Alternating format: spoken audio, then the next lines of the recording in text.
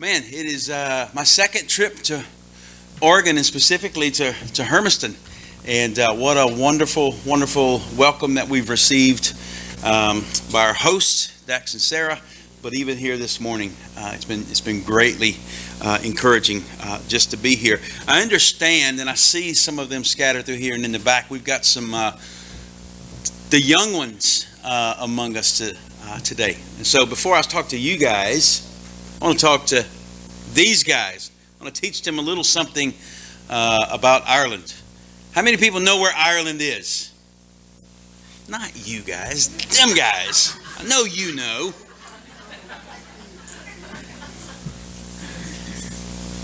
Who knows where Ireland is? Can anybody find Ireland? Oh, you are one of those guys. You're just sitting in a different place. You know where it is? Where is it? It's like right, like kind of like so. That's the There? United States. No. There. Up. There? Nope. There. No. It's right, like Kind of close to there? No, I think it's the Big Island. No. Close to there? Yeah. Right. Yeah, that's the one.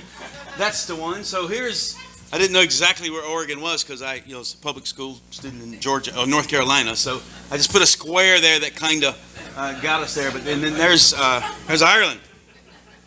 And believe it or not, Ireland, there is an Irish language. I was talking to somebody last night and they didn't know that there was an Irish language. And I think there's 18 people that can speak Irish in the world. Mostly they speak English, but believe it or not, even though we speak English, we don't always use the same words. The same words in Ireland don't always mean the same words in Oregon. For instance, if you went to Ireland and you wanted some potato chips, and if you know the answer to this, Oh, man. what do you think, guys, that you would ask for if you wanted some potato chips in Ireland? Would they know what potato chip was, do you think? How many like potato chips? Not you guys, them. All the men are like, yeah. Okay, if you want a potato chip in Ireland, you got to ask for a crisp, right? You got to get a pack of crisp, and you can get all kinds of funny flavors there. Pickled onion and prawn cocktail. I don't know what a barbecue crisp is, really. But here, if you wanted French fries, everybody like French fries? Don't raise your hand. Yeah? So if you wanted French fries in Ireland, you know what you'd have to ask for?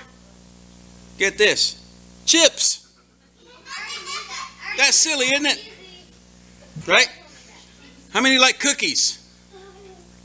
Right? If you want a cookie in Ireland, what do you have to ask for? Does anybody know? No? Yeah. What is it, Finn? Dough? No, not dough. Biscuit? Biscuits. Right, a biscuit. Well, he answered. That's right. That's right. Now here's a funny one that'll make mom and dad really nervous. Right?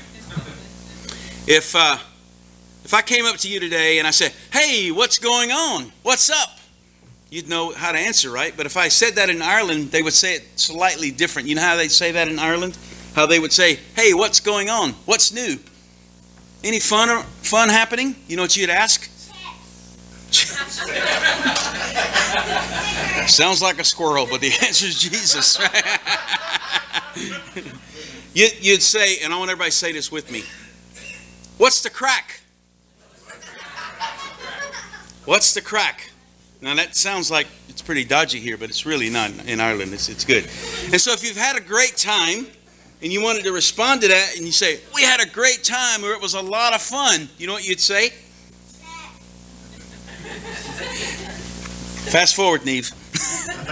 We've moved on. So if you had a really good time, you know what you'd say?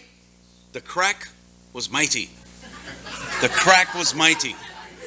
I would not recommend going into downtown Hermiston and telling people we had some mighty good crack. That would not translate very well. But as I said, it is really, really good to be here. Dax mentioned a minute ago, 10 years ago, we were in the process of we were trying to sell a house, and then we were going to go and move to Ireland. And this is what it looked like 10 years ago, just to give you a picture of that. And so Griffin was, our oldest, was 6 at the time, and Ruth had just turned 1. But needless to say, things have changed over the past years. We've had 2 more children and a cow.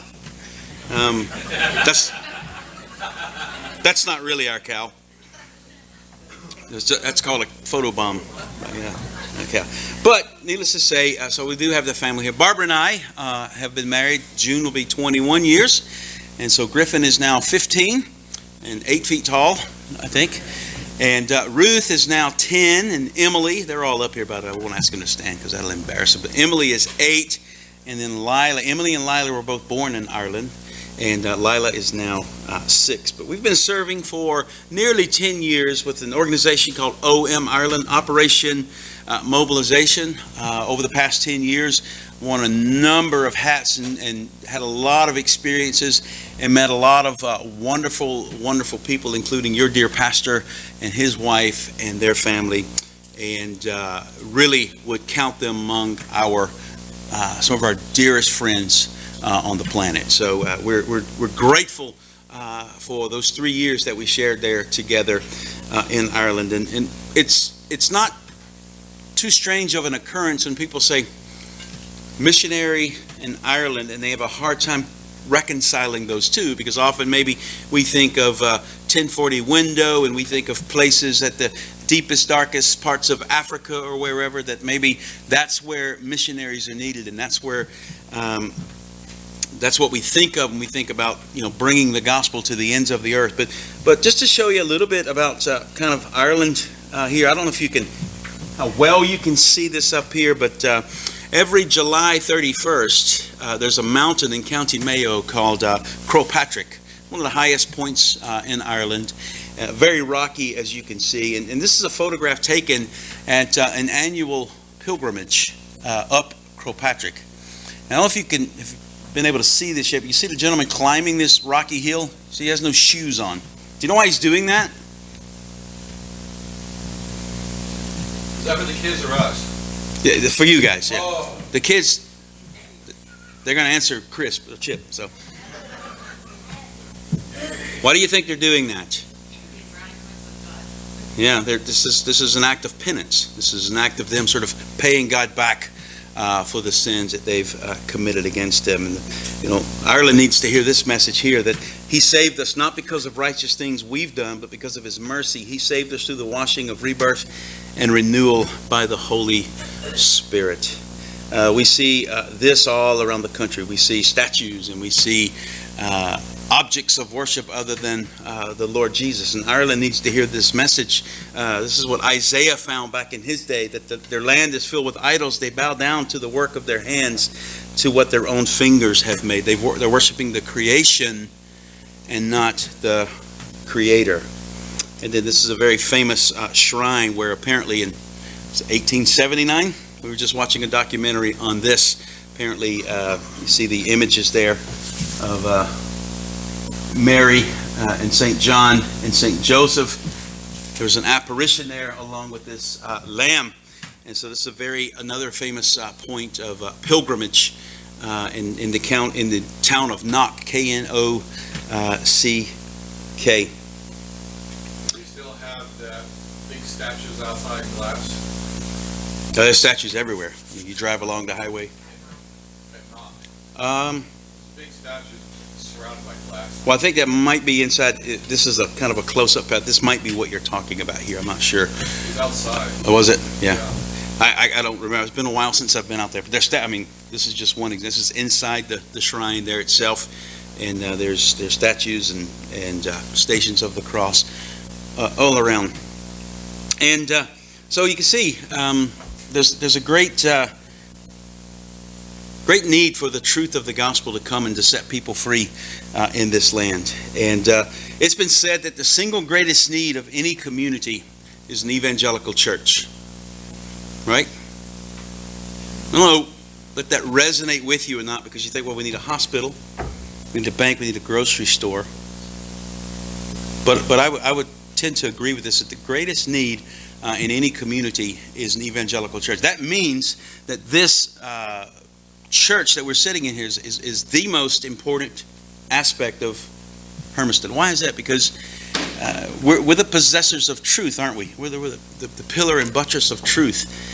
And we see the world around us kind of crumbling around, and we try to solve that. People try to solve that through legislation, and we try to solve that through intimidation, and we try to solve that through political action. And all those things have their place, and I'm not downing any of those things for what they are, but they'll never transform a community. They'll never transform a nation. They'll never transform anybody's life, because they're only just behavioral controls. Unless a person's heart is changed, they will never, the world will never operate the way God has intended, and they will never act in a way that God has intended. And so we as a church have the responsibility, wherever we are, whether it's Longford, Ireland, or whether it's Hermiston, Oregon, or Atlanta, Georgia, where we're based out of for this furlough, the need is the same. The need is for the truth to go forth. And so I would agree that the single greatest need of any community is an evangelical church. Therefore, church planting is utterly vital across the U.S. And so as we've worked with OM over the past few years, one of the things that we've recognized in light of statistics, when we say, okay, if the greatest need of a community, and nations are just made up of smaller communities, the greatest need is evangelical churches. How is Ireland doing then in meeting this need? And just a few statistics here. These are a few years old. They are being updated, but I don't think there's been a drastic improvement in them. So I think this will give us a good snapshot this morning of where we are. 0.4% of the population would be attending and a part of what we would call an evangelical church. This is a survey of all but 28 of the identified evangelical churches in Ireland. When this survey was done, there were 28 churches that were known about that didn't respond to this survey.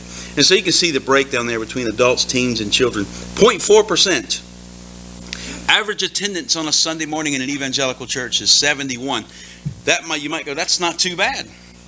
Was it 50 people in here this morning? We'd say that's just great. But the reality is there are larger churches in the larger cities like Dublin and Cork and Galway that would have 100 to 200 people. If you were to take away, though, if you were to extrapolate those out of this data, honestly, you're probably talking more like about 15 to 20 to 25 people, give or take, on a given Sunday in an evangelical church in Ireland. It's really the lowest percentage of evangelicals in the English-speaking world. So the need is great, to say the least. Why is this not moving? There we go. So just a little more data for us. Remember, the greatest need of any community is what? An evangelical church. There are 70 towns in Ireland with a population of 5,000 or more that if they woke up this morning, which was a little while ago, when they woke up this morning, had no access to the gospel in their hometown. 53 of those towns have a population of 7,500 or more. No access to the gospel. 30 of those towns have a population of 10,000 or more. Population of Hermiston, 17,000, I think I saw on the sign the other day. 6 towns about the size of Hermiston. Well, actually 5 now. With a population of 20,000 or above, with no evangelical witness of any sort. And so, if the greatest need is there, then Ireland is obviously lagging behind their greatest need, and that would be to have an evangelical church in their midst. Max Stiles said this: the church is God's strategic plan for evangelism with one overarching mission: to go to all the peoples, to make disciples, teaching them to obey everything that Christ has commanded, including forming new churches. And so over the past 10 years, as we've served alongside or served with OM Ireland and done a variety of things, and I was able to share some of that with you for those of you who were here 3 years ago, going out doing evangelism, street evangelism, going into schools, doing different types of evangelistic programs, coming alongside existing churches, providing short-term teams to them, providing interns for them for several months out of the year. As we've been increasingly challenged by the drought and the scarcity of evangelical churches, we began to ask ourselves the question just a few years ago of how do we then respond as OM? what is our role to help see more evangelical churches present in the country? And by the way, those that are already there, that are not able to support a full-time pastor, and certainly maybe have one or two other solid members in their presence there, how do we come alongside and support them? And so we developed what, and I don't know if I talked about this 3 years ago or not, but this program called the Philippian Project. Philippians, if you know, Paul is all talking about thanking the Philippian church for their partnership in the gospel. And so we are asking ourselves the question, how can we partner with the evangelical church that are serious about reproducing themselves and filling some of these needs in some of these towns that don't have access to a gospel witness? And so we began bringing people into the country. And basically, we have a ministry base right in the center of Ireland there, and Dax and I used to sit beside each other at the desk there, but he was like, if we're really going to affect the country as OM, if we're really going to do what we believe God has called us here to do, we need to have people come into the country, but not have a desk here in Rahara, of all places, but we need to release them to these churches and to these towns that have no witness. And so people come in through OM, and they simply are brought. We give them a bit of training, a bit of pastoral support, a bit of guidance, and they're simply released to go and serve wherever we found a suitable place for them to serve in the country. So I helped develop this program, and the more I got into it, and God continued to work in my own heart and my wife's own heart over the past few years, we began just to sense that, well, maybe the Lord wants us to do more than bring other people in to go to these towns and to bring in other people who have a heart for church planting. Maybe we should be a part of that. Maybe that's what the Lord is leading us to next. One of the towns that fits that criteria of about 20,000 people, if you were to go about 6 or 7 miles radius around the center of the town, is the town of Longford. As you can see, it's pretty much in the center of the country, slightly to the north. And Longford, I'll share some more information about the town in just a second. In fact, I'll do it now. It's 27,000 people in a 7-mile radius of the town. Many feeder towns. It's what's called a market town in there. So you have Longford town itself, and then you have all of these outlying towns and villages. And unlike America, there's not a Walmart, there's not a Target in each one of these towns, and so many of them converge on Longford to do their weekly shopping and to do their banking and those types of things. Very, very little gospel access in the town of Longford. There's a couple of small works there that are very sort of inward looking, not outward looking, and so Longford has been long looked at as a place for an evangelical church to come in and faithfully preach the gospel, but also seek to live that out in the community and to go and to reach out into the community and tell people about the hope that's found in Jesus Christ. And Longford, like much of Ireland, has developed what I would call sort of a superstitious apathy. You saw the beginning of the presentation here, the statues and the penance and doing all of these things to try and earn God's favor. Yet, what we found over the past few years with all of the recent scandals in the Catholic Church that have been well documented, we have found that people have, by and large, they've neglected and dismissed the things of the church. And by the way, dismissed God right along with it. The baby out with the bathwater. It's good to be in a place where that idiom makes sense. So they've thrown the baby out with the bathwater. Yet, there's a bit of superstition still left there. You talk to people and they say, well, I don't believe in God, I don't believe in this, I don't go to church, I don't attend Mass. Had my baby baptized last year, just in case, that type of thing. Or I go, Christmas and Easter, those types of things, just in case. I don't want God to be totally angry at me, just whatever. So superstitious apathy is what we see there.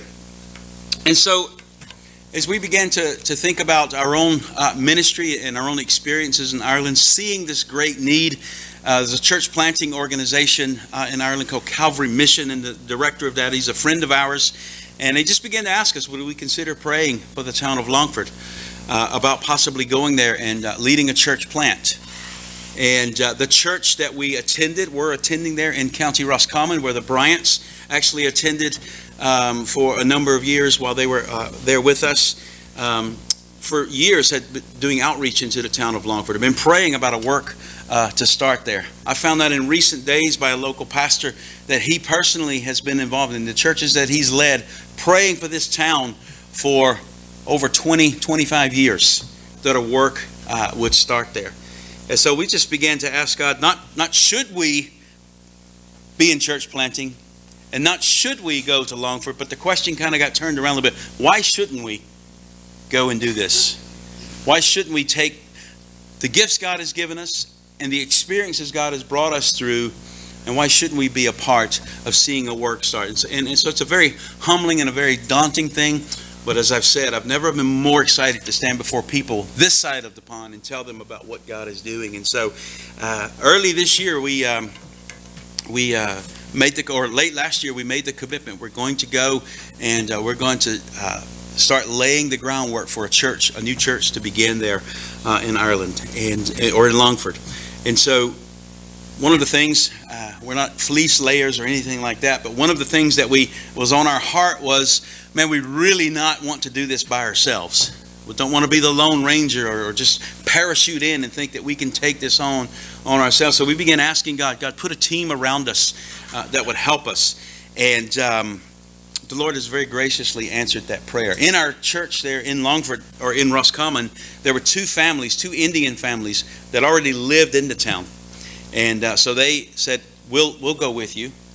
And then there was another family who I believe you guys may have met. Did they come to church about 3 years ago? Tim and Barbara Coyle, who came and through their ministry and how God has led them, they found themselves in a position of wondering what was next for them. And so we began having conversations.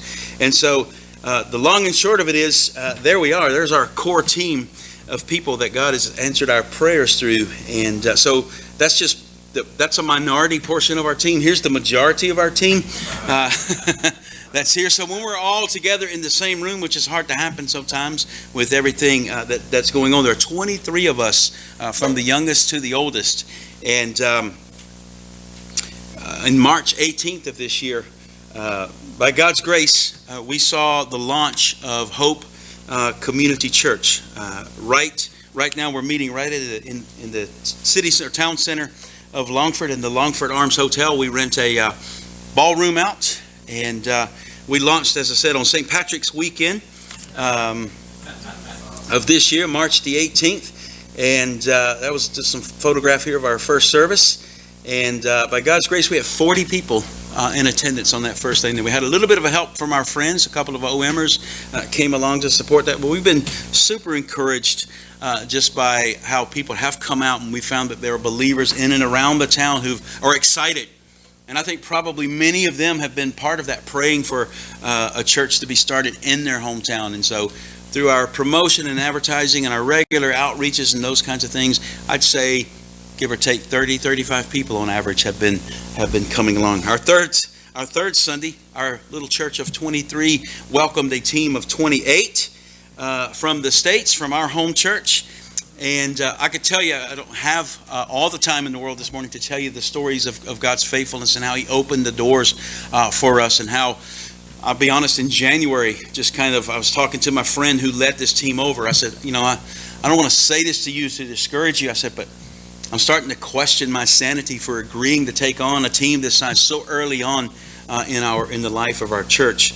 And but I can tell you, through having opportunities by meeting local politicians, local county councilors, local people who are heading up community organizations, and just meeting with them, saying, hey, we're a new church, we're Hope Community Church. We believe there's hope for everyone in the gospel, and we believe that's not a message that we just simply believe, but we want to live that out, and we want to be good citizens of our community. And so we were able to make those connections, and they were welcoming in us. We had local people going, I can't get the locals to get excited. Here you are moving in, asking how you can get involved. And so it was a wonderful time. There were 28 of them. We're still, just to clarify, and I meant to say this earlier, we are still with Operation Mobilization. We are still with OM.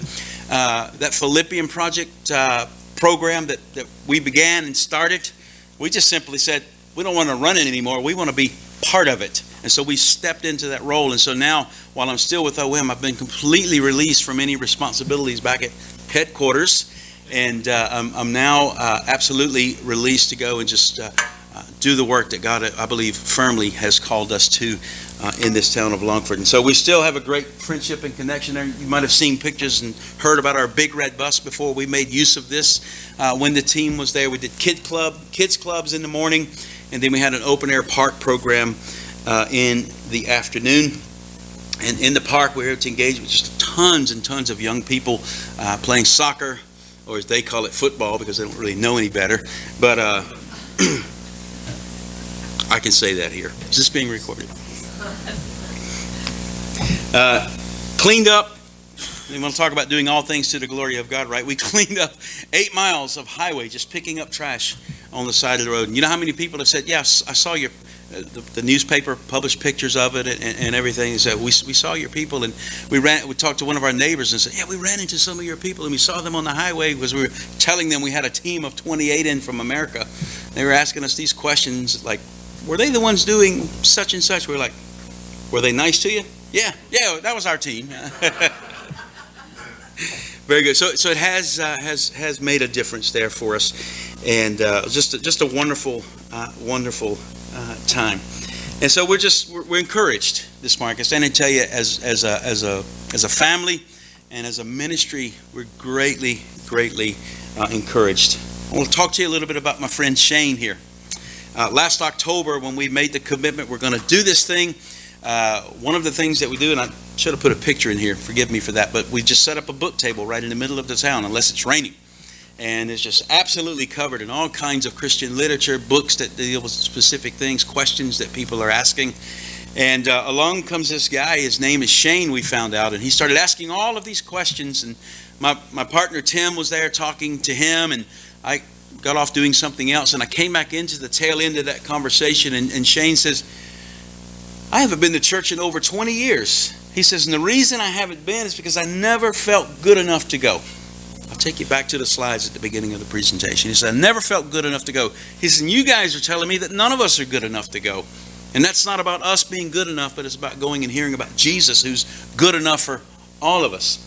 He says, I want to come to your church. I said, well, we're not meeting yet. We're going to launch next spring. And so we just left him some information. He took some booklets. About a month ago, we're back in the exact same spot. This guy walks up. I'd kind of forgotten what he looked like, and I got chatting to him and found out his name is Shane. And I said, I remember you, Shane. So yeah, and so he was asking me, was I affiliated with such and such church? No, we're not affiliated with them. And you're not a Jehovah's Witness, are you? Because I've studied with them for a while, and I know what they teach is not right. And I said, no, we're not affiliated with them, and started telling him about our church and what we believed. And he's like, I want to come. I want to be a part of that. And I was able to handle a little information. Well, here, we're meeting at the Longford Arms Hotel at 11 o'clock. He says, I'll be there. What do I wear? Come as you are, Shane. And he showed up, dressed better than half the congregation. He showed up, and he's darkened the door every time there's been an opportunity. And we launched just a few weeks ago a midweek meeting on Thursday nights in our home. And Shane doesn't have a car.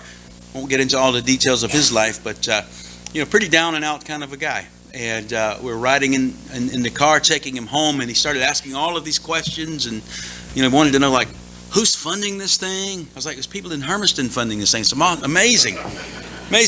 And I said, he said, how? He says, I noticed that you serve he called it the body and blood of Christ. I noticed you're serving. He said, do you have to get a certificate to do that? Is there a course you take to be able to do that? And so I was able to start talking to him about access that we all have to the Father and the roles of the pastor, and how church is organized in the New Testament. And he says, I was been watching a lot of YouTube videos, which is not always the best, but it sounds like he's been watching some good stuff. And he says, these guys are talking about how you can just pray to God. He said, so I don't know if it's right or not. He says, but in my room, I've just been praying to God on my own. Is that okay? He says, in his language, I've been brainwashed to believe that for me to talk to God, I've got to go down to the cathedral, talk to the guy in the box, and he'll talk to God for me. So I was able to talk to him about, equal access to the gospel, the priesthood of all believers, and how, the curtain was torn from top to bottom, and we have access to enter the most holy place boldly. About that. And he says, well, I was talking to this one guy, or listening to this one guy the other day, and he was saying that, when you get when you're a believer, you need to be baptized. He said, is that something I could do? I said, well, time out. Let's back up a little bit. Took him through the gospel, and he just affirmed everything along the way. He understood his sinfulness. He understood God's holiness. He understood the law. He understood judgment, but he also understood Christ taking his place on the cross. And all along, he said, that's where I am. That's where I am. He says, to be honest, 5 weeks ago, I was just on my knees in tears in my room, just confessing my sins to God. So I say all that to say this, by God's grace, when we get back to Ireland in August, we're hoping that Hope Community Church schedules its very first baptism service in very short order. And Shane and some others who are ready to take that step of obedience with Christ. So pray for him. I met with Shane just before I left. I said, Shane, you have to guard your heart. I said, one, the enemy's going to come and try to discourage you in the midst of this new profession of faith that you made. And I said, also, to use your words, as you discover the brainwashedness that you've had over the past number of years, I said, you might find a bit of bitterness and anger welling up inside of you. So pray for him. He's hopefully being discipled over the summer. We've left that challenge kind of in his court there. And we look forward to seeing him follow the Lord in baptism when we get back. That is just so humbling. I can name for you pastors who labored for years and years before they saw a local person put their faith in Christ. And I say all that not to say, aren't we special? But I say all that to say, you remember me telling you that people have been praying for this town for 20, 25 years? And who knows if God has brought us to this time and to this place for such a time as this. And so that keeps us humble. Pray that we stay humble. Pray that we never start taking credit for any of this. And pray that God continues to do more. And while you're praying, just a few points. Just pray for many more people in the town of Longford to repent and believe the gospel. I got the number 1% up there. I was in a church planting meeting in our network of churches just not a while ago, and the director gets up and he says, this is like 12 churches and towns where there's Calvary Mission churches established. And he started putting up all those population figures for a 7-mile radius around each of those towns, and it was hundreds of thousands of people. And I said, gentlemen, what if we were to specifically ask God to give us 1% as a start? You know what that means for Longford? 275 people. Well, 274 now, because I think Shane has sort of been a part of that. I mean, you look, I guess in this context, 275, you go, that's decent. Let me tell you, mega church. That's revival in a place like ours. It's only 1%. I was reading a book the other day. A guy stood up and preached, and 3,000 people got saved in one day.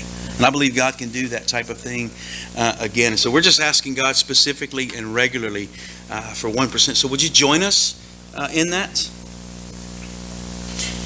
Pray for us, to give us wisdom to lead and disciple those that God entrusts to us. We aren't the brightest people on the planet. We don't have all the answers, but we know where to find them, and we know who has all the answers. And we want to be sensitive as to when to push, sensitive when to lay back, and not try and proceed too fast with people who are. This is all just brand new information. Pray for people and resources. We need more people to come to Ireland, not just in Longford, but around the country. There's 70 towns without a witness. And some people say, well, wouldn't it be better for locals and indigenous people to do that? I say, yes, amen, but they're not saved yet. So we need people to come and to share the gospel with them. And unfortunately, or fortunately, or however, your perspective on that does take resources. It takes people. It takes time. It takes finance for that to happen. So we're praying for God to provide all of those needs. And one very specific thing, I don't know if you're familiar with this. I met our brother Eric the other night, and I know he's very passionate about this issue. But on the 25th of May, which is Friday, I believe, Ireland will vote about whether to appeal the Eighth Amendment of the Constitution. What is the Eighth Amendment? Well, right now it protects the life of the unborn child. And so Ireland's going to vote, for all intents and purposes, whether or not to legalize abortion. And so a lot of activity going on around that. I could say more about it, but just be in prayer for that God's will is done in that situation. Over on the table here, we've got a few things for you. We got our newest prayer card.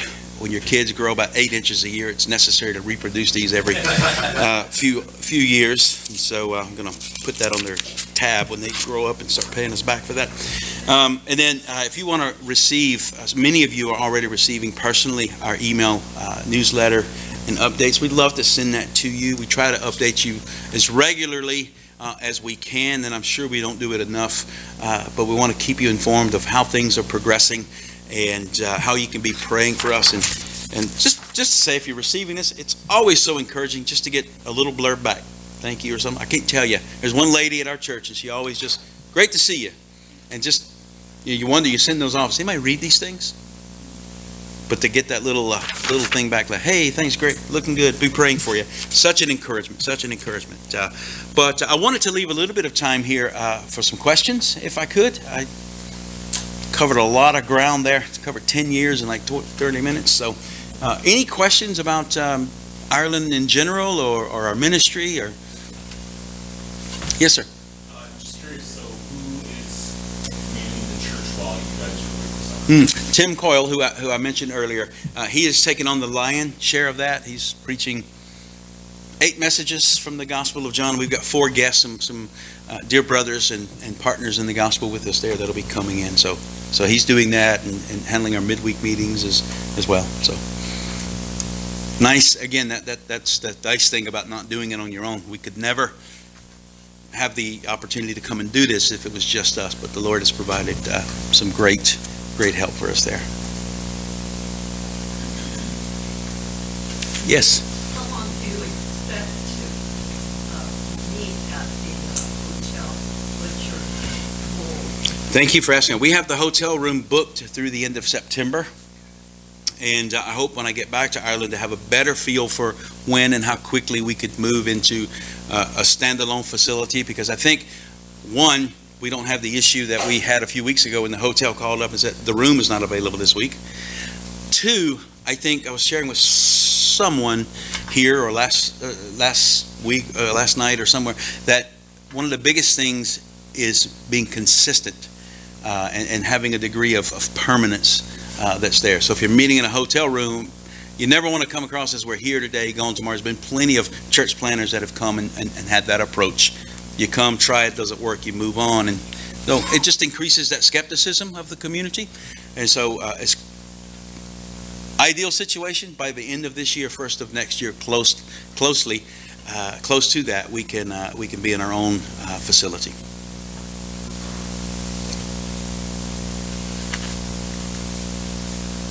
So you went to Longford, you came from where? Roscommon, Roscommon County? about 30 minutes away. So the nice thing is, while we're still fledgling and upstarting, what that affords us the opportunity to do is our kids can still come to the Roscommon's kids clubs.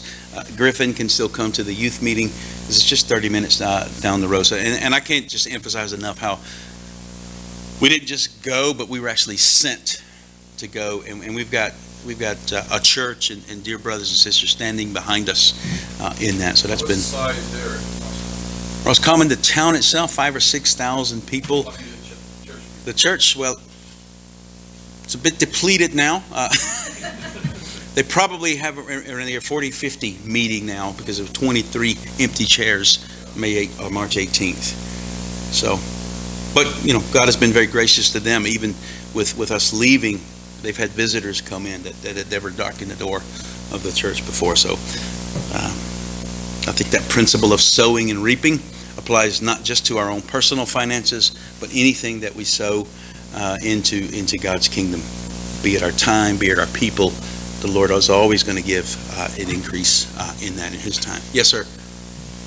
Besides idolatry, what other things, atheism, Fastest growing religion in Ireland right now is atheism. Yeah, and so the last time I was here with you, there was another referendum about to be voted upon. I need to stop scheduling these so regularly. But last time I was here, Ireland voted to legalize same-sex marriage. And so all of that is born out of a godless worldview, where people have rejected God and they've replaced him with themselves and secular humanism, and we're the most important being in the universe, and not the creator of the universe. So, seeing a drastic increase in atheism. Last time that the young people, that in Ireland is one of the highest rates of suicide. Mhm. What is their response when you talk to them about the gospel? And are they open, or are they just, Yeah. are they the fastest growing as far as atheism? I think both, and I think they have experienced enough, and they've heard stories passed down to them enough where, this rejection of God has been ingrained in them. Yet, I absolutely love talking to high school, secondary school students there, and college age students, because they're still trying to figure all of that out. The Bible says the Lord has put eternity on every man's heart, and so there's still this search for, something bigger than me that's out there. And so I find them very open, very willing to engage. I find you get into the 30s and 40s, you see more apathy. The older generations, particularly in rural Ireland, will still be very devoutly Catholic. And so I love engaging with that young, I guess, millennial generation that's there, because they are willing to engage. I would rather have somebody argue with me, tell me I'm wrong, call me an idiot for what I believe, than to not care at all. Because how do it's hard to move someone from a position of apathy. I'd rather have somebody with convictions that are absolutely contrary to mine, because then you can engage and bring them to the truth of the scriptures, to show them how their worldview is insufficient and how the scriptures are a sufficient base to understand the world around them. So, but yeah, all those social issues are still there: alcoholism, suicide, all of that. Because without God, what's the point? Ultimately. Have you guys ever thought about bringing in creationists, like ICR and all that stuff? Yes, we are. Matter of fact, Answers in Genesis are doing their first conference in Ireland just this November, in the town of Athlone, of all places. Ken Ham is going to be. Athlone's about 40 minutes from our house, and so we're excited about that. So yeah. As far as like evangelism, what do you guys, are you just mainly one-on-one, like outreach to the community, door-to-door, or street preaching, or how do you guys? All of the above. All of the above. And again, I don't, we simply want to be faithful to the message, and the method then, hey, because there's going to be different approaches that appeal to different people. But we have been very busy door to door with this team. I don't think I mentioned this earlier. The team that came over, we knocked on, didn't count them, but based on the literature that we moved, at least 500 doors. Or 2 African families attending our church now as a result of just going door to door. And so open air preaching, I love that. People say, is that popular anymore? Does that still work? I'm like, the first open air preacher in the Bible got killed, so I don't know how. It's hard to decline in popularity from that. So I don't know if it was ever popular, but then it's one-on-one, it's relationships, it's being out there with the book table, people seeing you, and it's funny. You watch people, and I've done this in other church experiences over the past 10 years as well. You come out there the first time and you set your table up, and people are just like that, and then the second week they're like, they take a longer glance, and then third or fourth time they see you out there, they'll come over.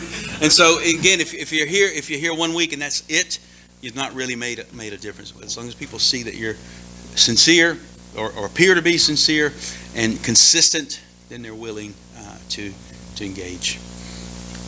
I know we're praying for you in your church plan, but what is number one other prayer request that we can pray for you and your family, personally, developmentally, spiritually? Yeah, and I think, again, I'll never get away from that wisdom request there as well. I think for our family, our pastor back home, our pastor in Georgia says it this way. He always, whenever he's asked to pray, that the Lord would keep us close and clean, the Lord protect our family in the midst of this, that the Lord would give us a unity on that team.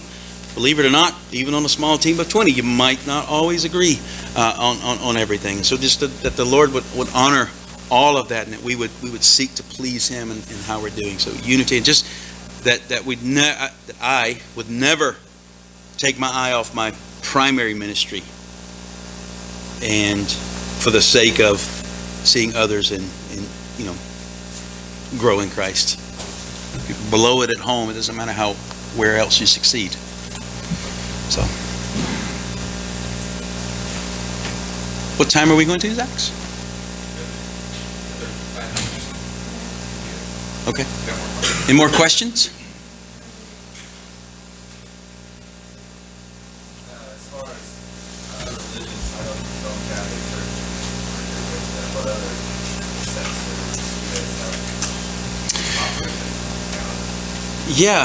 operating? In Longford, there's actually an Islamic center that's there. It's not a I haven't figured out quite what the difference in a mosque and an Islamic center. I think it's whether or not an imam actually lives and works there. But for all intents and purposes, there's a Islamic or Muslim place of worship that's there. So Longford, like Ireland, is becoming very cosmopolitan. A lot of immigrants coming into the country. Yes, refugees, coming. Ireland's opened its doors largely for a lot of Assyrian refugees that have come in. And so they bring their, background, they bring their religion with them. A lot of people from Eastern Europe, a lot of Eastern Orthodox, sort of stem branch of Christianity that's in there as well. I think those are the major ones that we do see.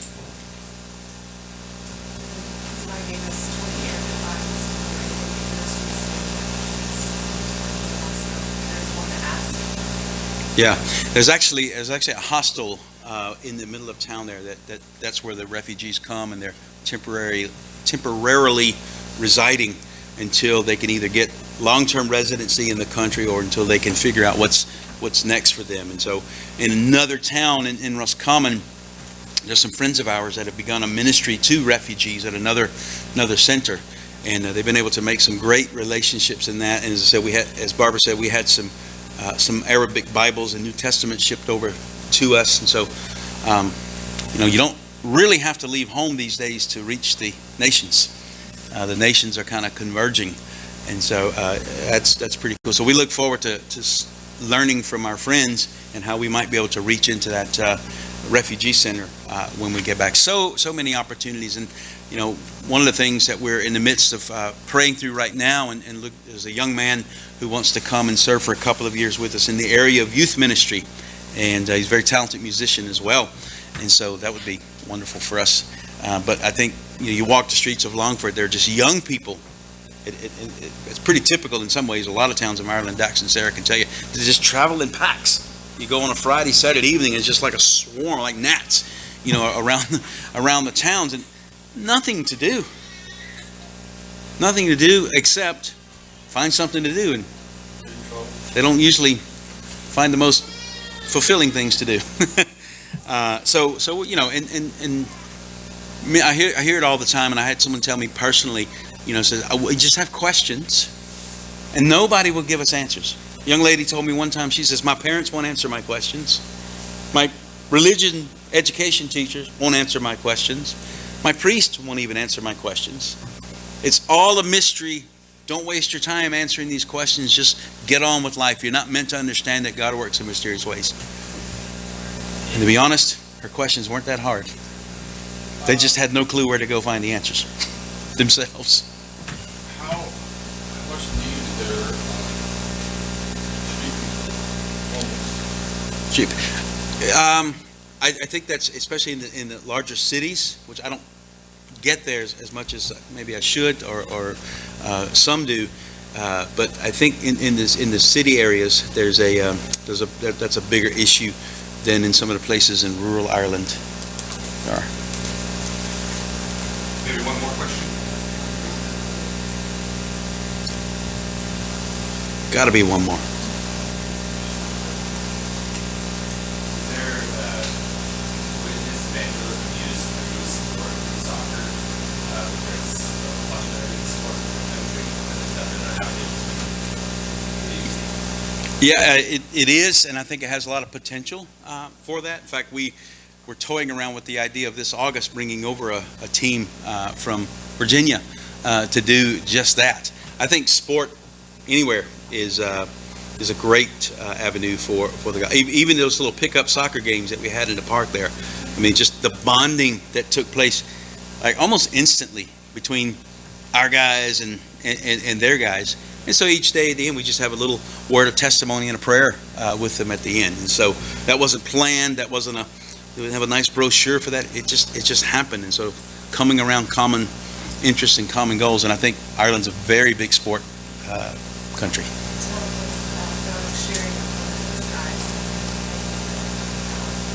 Yeah. Just do that, and it's the collective thing, but it's also the individual relationships as you're, pounding each other on the soccer field and that type of thing, helping each other up and, laughing and joking around. But that leads to conversations after the fact. And when this team was over, there's this guy, Oscar, he's a Polish guy, and just was chatting to Oscar, and Oscar had all of these questions, and Doug says, well, I'll tell you what, why don't you go home and just, have a Bible? I don't know if we gave him the Bible or not, but read the Gospel of John. Well, Oscar came back the next day. Hey, I read that book you were telling me about, and I got these questions and these questions and these questions. And so just every day, again, consistency. End of the week, Oscar actually made a profession of faith in Christ. Now, we haven't seen Oscar since then. God's in control of that. We think we know how and where to find him, but we trust that God has done a work in his heart. If nothing else, he's continuing to draw him to himself.